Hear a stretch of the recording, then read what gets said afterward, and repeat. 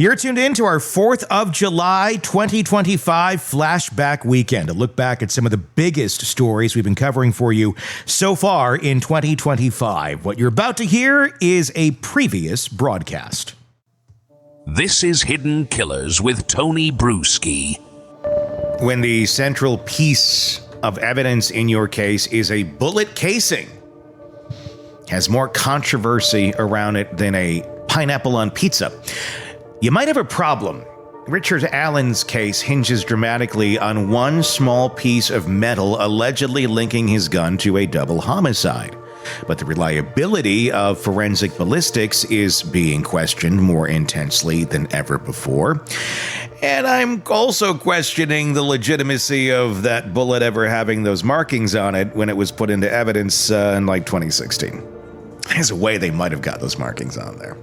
Joining us, retired FBI Special Agent Robin Dreeke, former chief of the Counterintelligence Behavioral Analysis Program, to help dissect what exactly is going on here with the bullet that has convicted Richard Allen of these murders, and to help us break down the interrogations and the jailhouse phone calls that have just recently been released from Richard Allen, which are extremely heartbreaking. Trigger warning. Robin, I know you've seen a little bit of it thus far. We're going to break some pieces down, but just the 10,000-foot overview, what has been your reaction when you got a chance to see and hear those interrogations and those phone calls? Yeah, so the first one I watched a bit of was the accusation about and the discussion around the bullet casing and the bullet. And the first thing that struck me was Richard Allen's reaction to it. Again, you cannot, statement analysis and behavioral analysis and all these things for truth and veracity is 50-50 at best with the best in the world. But I will tell you, his reaction was not the reaction of someone who was guilty. And throughout every interview and interrogation with him, throughout the accusation, the thing I'm generally looking for, and we should all look for, we all pick up on, is congruency of tempo. In other words, does your body language, does your verbals, does everything maintain the same consistency? Because they start out with a very open-ended comfort, inducing baselining of asking him his name, verifying his address, doing all these things. So you're getting what his normal looks like. And then as they start escalating the discussion into other areas, you don't see a shift in him. It's actually very congruent. He continues to be helpful. And then when they brought up the bullet casing, the immediate flat denial, not mine, not possible. I mean, it was boom, boom, boom, boom. There was not it wasn't rehearsed. There was not a stress moment. There was not a, what do I say here moment, because they hit it with him as a surprise and he was a surprise. So what you saw was they hit it with him as a surprise. And did you see the surprise on his face? Yeah. Not a surprise. Oh, you got me. Surprises, not mine. Yeah. That's what struck me immediately on that one. Everything running through his head, like, how on earth? There's no way. Yeah. And we're going to get back to the bullet here in a minute. But before the bullet was even brought up, they tried to bring him in and get him to admit something that he says he did not do with the bridge guy picture, saying that the sign says, I got experts saying that that's you in the picture, and the experts say it, and really trying to make him believe that there's a lot of people that are behind him being the guy in the picture, despite the only actual experts who've ever looked at the picture and have analyzed it have said it was Ron Logan. No expert has ever said that it was Richard Allen, and they can't say it to any sort of, perfect scientific degree. But some of the experts who actually have looked at it have said Ron Logan, and they know that, but that eludes them. This is the very beginning. This is right when they bring him in, and they've put the pictures down. And they're saying, we think it's you. Let's take a look at how that all went down in his reactions here. This is the first interrogation. Good luck finding anything that points in that direction. I mean, it's not me. You're not going to make me believe it's me. You're not going to find anything that ties me to those murders. So I'm not really that concerned. You went from trying to, I don't know what you want to say, get my trust, and then slowly lure me into telling you I killed somebody and I'm not going to do it. I don't know where this changed course. I'm not trying to give you a hard time, really not. I just want you to put yourself in the situation where we as police officers are looking at all the evidence that we have and what you've told us right now, okay? Okay, not trying to give you a hard time, just want to make sure that we get everything taken care of here. That's why we wanted to look at the things that we wanted to look at. And that's not going to happen now. I mean, like I said, we're done here. So arrest me or take me home. I understand. So arrest me or take me home. I'm done. These are stupid. Okay. So that day, on that day, you went out there on the bridge, and that you were wearing the same clothing basically the same clothing that this person here is wearing. That's what you think. I don't know how you can tell that that's a black Carhartt coat, which is what I told you, a black or blue Carhartt coat. Blue jeans. I'm curious. I mean, obviously, he's staying stable. His story never, ever changes. I got another thing to observe. Yeah. Go ahead. Yeah. No, go ahead with what your thoughts are there, because I have another question for you. So in generally non-verbally too is when you, again, these are broad swaths when you're assessing nonverbal behavior. I don't do deep dives of all the micro expressions going on, but you do broad swaths of understanding behavior, what's going on here. So here he is in a situation where the law enforcement officer is telling him he thinks it's him, and that's him in the photo. And so let's look at not just the tempo, because again, Richard Allen's or Ricky, as his wife calls him, body language remains very consistent, very congruent. The tempo is not changing. Look what he's doing. He's leaning in and over. In general, when you are actually the culprit and the bad guy, and they're showing you something at you, get nonverbal distancing.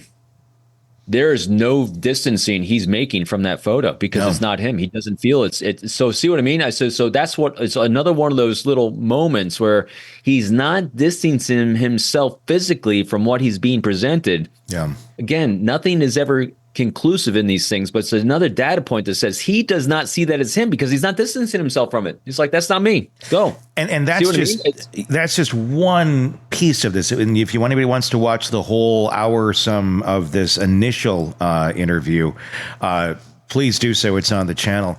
They keep going over and over. And I get there's interrogation tactics in this, but I mean, from your standpoint, I mean, at what point do you go, okay, how many times can we go over this with this guy and he's not changing? They don't seem to be receiving anything that he's giving them. They don't seem to be reacting to anything that he's giving them in an appropriate way. They just keep pounding and expecting different results. And again, You've interrogated people before in a counterintelligence area. This is local police, but what are they doing here? Are they doing this really wrong, or is this normal and how it should be done when interviewing someone of this nature? There's a lot of I don't like criticizing anyone because I don't know what their strategy was. I don't know what they were doing. It's not the way I would do it. Yeah. And the other thing that I tell you, the thing that really strikes me the most, because now we're reversing optic. We're no longer thinking and putting ourselves in Richard Allen's shoes and assessing what he's seeing these things for the first time. Now let's put ourselves in law enforcement shoes. Is the behavior of the law enforcement in their interviewing and interrogating him, ask yourself this. Do you feel, because feeling is an emotion that we get from observing behaviors around us, do you feel that they believe that he, like in their souls, that they personally believe he did this, or do you get the feeling that they were told he did this? I was wondering that too, because that's I feel an emotional detachment. So if they actually believed, think about this, if they actually personally believed that he murdered two little girls, would they be able to maintain that good old boy congruent? Because they haven't deviated their baseline either. They're talking to him the exact same way when they're asking about his address, to the exact same way this is you on the bridge, to the exact same way as the bullet casing, to the exact same ways as these two girls are dead. They have not changed their effect either. So they're having a non-emotional response to everything they're doing, indicating to me that they're playing a role that they were given. Yeah, I was thinking of that yesterday because I said, I don't know if these people truly believe that he did it, or if they're getting more frustrated because they're not going to be able to go back to whoever they need to go back to and say, look, I got what you wanted me to get. Yeah. Because they're not getting it. They're getting so mad and frustrated. And you can see it in another clip later where it's like they are just angry because they're not getting what they're getting. Not necessarily that Rick Allen is saying that he's innocent. It's just, damn it, my job. They're going to be mad at me because they said, go get this, and I didn't get that. That's what I'm wondering. And see, now as an interviewer, I'll go back to that detail you asked too, is what they keep trying to lead him down the path. They're not asking questions to have him explain what this is, explain what this is. Because when you're interviewing someone, what you're doing during an interrogation a lot of times is you are setting up like they did. They did a good job of establishing initial rapport. They did a good job of inspiring him to trust them. And he was very comfortable. And then you start then having them explain away incongruencies of what they're observing, incongruencies of what they're seeing from their data points and their evidence bringing in. Well, can you help me explain then? What they said is, this bullet casing was from your gun. Instead, you rephrase it as like, what do you think is the reason why they said that this bullet casing came from your gun? See what I mean? You reverse it. Instead of making it about what they think, they need to inquire about what it is he can explain away that's being accused of. So it's reversing it, and they never did that once. They only give him the one option of basically admit that you did this. Yes, the entire time. And that's it. And there's no other possible explanation whatsoever. Let's take a look. This is now the second interrogation. So the first one was when they went and questioned him. The initial one actually was back when the girls died, when he raised his hand and said, how can I help? And then they sat on that for 6 years. And then all this time later, they're looking for somebody. And there's somebody up for election, too. So it'd be really helpful if we found the killer. And then they go after him. So there's the initial, way back, the second, which is more current day. And then shortly after that, they get a warrant. They search his house. They take his gun, although keep in mind there was no gun used in this crime. But I get you're searching for you're looking into a murder suspect. You're going to take weapons. And they take his gun out of his house. And then we get back to the second interview, and suddenly there's bullet evidence here. There's this ballistic evidence that a bullet was found at the scene. And I believe there probably was. I think it'd be kind of hard to trace all the way back to the initial murders or fake that this thing was in evidence all that time. But they're saying it came from his gun. How interesting, because that's never been brought up before. Here's more of that. I don't want to be included to begin with. So until the point that you have something that tells you that I did this and you want to subpoena or arrest me or something, I've got nothing to worry about. So I'm not real concerned here, but your attitudes towards me have definitely changed, and I don't like the fact that, it feels more like I'm being interrogated, and so then you're going to tell me that you've already talked to my wife and my daughter and stuff. Like, how straightforward is that? Well, here's more on the bullets. This here is the same. There's no way possible. There is no way possible that a round from my gun ended up at a murder scene. It's not possible. So something's obviously wrong. Something is wrong. Exactly. We both know what's wrong. I didn't do it.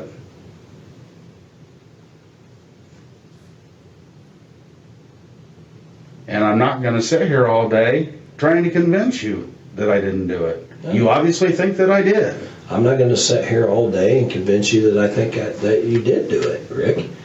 I'm just laying down some of the evidence that we have. Okay.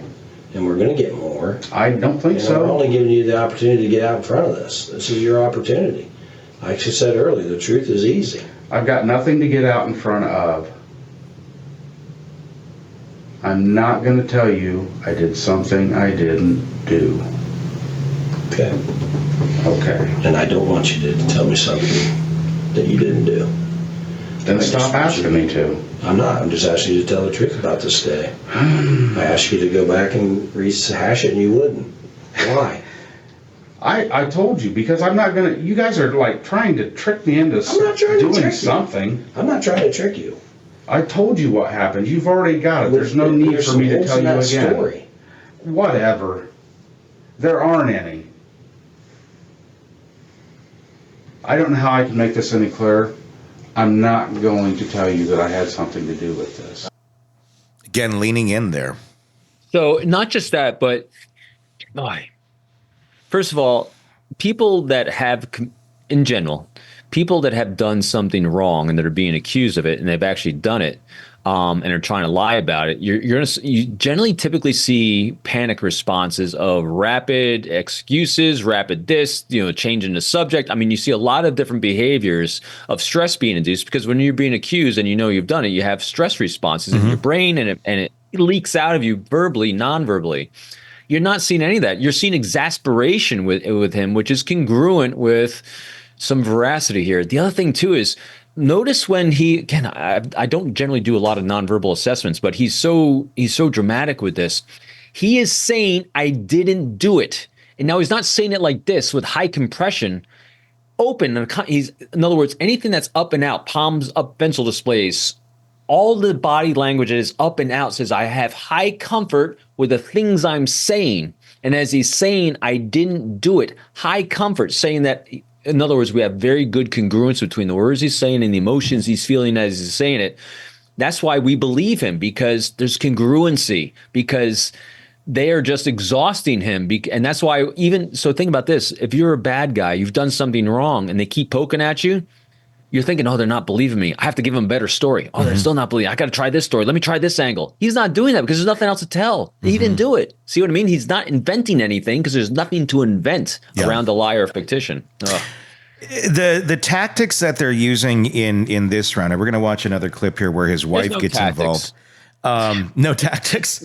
I don't even know what's going, because it's so. I know in this country they can make things up, right? I mean, doesn't seem to be any laws that prevent it, because they're telling him that the experts are saying this, and the experts are, and we have witnesses, and we got this, and we got that, and many things that they don't have, and they never produced in court. Groupthink and social proof is what they're trying to use to convince him to confess to something. But they're making it up. And I know that they can do that here, but I know I've talked to other folks, and I know our listeners and viewers in other countries are always kind of enamored with the way that we interview people or interrogate them, because there's laws over in the UK and such where you can't lie to the person you're interrogating. You can't tell them things that are not true, that you don't factually actually have evidence of, to try and get them or elicit a response. But they do a lot of that here, and they go to his wife and they convince her that this science of this bullet is, bulletproof, pardon the pun, and there's no room for conjecture or anything, when in reality, there's a ton of room for this. There's so many problems with this sort of science. And then they talk to neighbors and they pressure him, and how is that going to elicit any sort of confession from someone who didn't do it? I don't know. It's nothing I've ever done. I've never, Now, Tony, here's what typically will happen. I'll try to bring out a prop for you for this. Okay. So typically, puppets. Are you gonna do a puppet show? Yes. I don't think I was ever allowed to do, during I didn't rely on that kind of stuff, because generally, if I'm going to interview a subject and do a subject interviews, I actually know they're guilty. Yeah. Because I have all the data points. I'm not trying to see if you're guilty. I actually know you're guilty. Sure. And so generally, what you'll do is, imagine this is a file. If anyone saw the movie The Matrix, Mr. Smith does it to Neo at the very beginning. So we have a very large file on you, Mr. Neo. So what happens is you can use props, and you can insinuate. In other words, I can insinuate. Imagine this is 3 inches thick. Sure. I got a lot of data. I got a lot of evidence talking about the bullet casing. So why don't you tell me in your words what you think is in this file? See what I mean? So in other words, you can use props and insinuate without actually telling untruths. And that way you put it on him. Yeah. And then what you should do is you're listening to words he says, and then you go back at a different angle. You ask the same question differently. And then you say, well, I heard that it could be potentially this. Would you be able to explain that away to me? And how does that, so see what I mean? You keep poking at the same thing from different angles to see if he's consistent with the way he explains it. Because if it's a lie, the likelihood of consistency won't be there. Yep. It'll be all over the place because we have a very, very hard time remembering untruths. And then when you link it to other events that happen later on, it all falls apart. And then that's what you do as an interview, an interrogator, say, well, can you help me understand why you said this here, but it doesn't match what you said here? Did these guys go further explain? So it feels like the investigators here don't even know what to be looking for. They don't know what the hell they're doing. Yeah, it's just like, okay, we're gonna be hard, and that's it, and be like, hopefully we get what we want. I look at their age. They seem to be seasoned. They've done this a bunch of times. That's why the way they're doing this, they either have never done an interview of this caliber before, because they have nice conversation skills. I think they're great conversationalists, but they haven't done this type. Yeah. Now at the same time though, to me it still looks like they were told, go get this from this guy. Yeah. And they didn't necessarily believe it themselves, but they're told to get it. So when you don't believe in what you're doing and the evidence isn't there, you got to make shit up, man. And my question about that is, who's telling him to do that and why? Yep. And is that just because they don't want to look bad? They don't want to look like they're incompetent. So go get whatever. I mean, is this just covering for incompetency or lack of good investigation? Because obviously we know the history. There's so many other people that look pretty damning in this. And just go get it. We got to get this done. What's the motivation there for telling them to go do that? That is my big question. Because that's going to tell us a lot, whether it's about ego and this just totally went off the rails, or if this is covering for something else. And that's what I'm wondering.